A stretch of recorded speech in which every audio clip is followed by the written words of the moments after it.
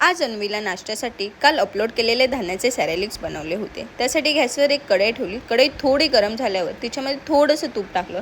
तूप टाकल्यानंतर त्याच्यामध्ये 2 चमचे सॅरेलिक्स ॲड करून व्यवस्थित असे भाजून घेतले। ते भाजून झाल्यानंतर त्याच्यामध्ये सांगितल्याप्रमाणे अर्धा ग्लास पाणी मी ॲड केले। आपल्याला पाणी ॲड केल्यानंतर पटकन असे ते मिक्स करून घ्यायचे आहे, नाहीतर त्याच्यामध्ये गाठी तयार होण्याची शक्यता असते। म्हणून मी पटापट असे ते मिक्स केले।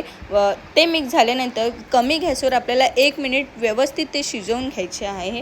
ते शिजून झाल्यानंतर गॅस बंद करायचा। त्याला आपोआप थोडंसं घट्टपणा येतो।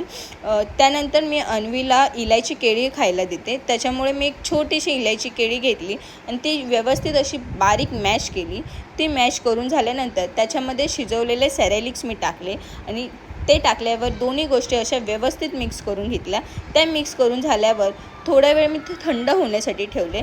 थंड झाल्यानंतर मी ते बाळाला भरवले। बाळ हे खूप छान प्रकारे एन्जॉय करतं। मी तिला दिवसातून एकदा तरी हे देते। हे आपण काचेच्या बरणीमध्ये 10 दिवस आरामात ठेवू शकतो। आणि आपल्याला जर कुठे बाहेर ट्रॅव्हलिंग करायचं असेल तर हे आपण इझिली कॅरी करू शकतो। ट्रॅव्हलिंगमध्ये गरम पाण्यामध्ये 5 मिनिट हे भिजवून ठेवायचे।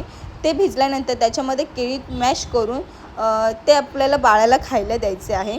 तुमच्या घरी जर बाळ असेल तर प्लीज एकदा तुम्ही हे ट्राय करा। जर तुम्हाला हा व्हिडिओ आवडला असेल तर ह्या व्हिडिओला लाईक करा, शेअर करा आणि चॅनलला सबस्क्राईब करा। थँक्यू।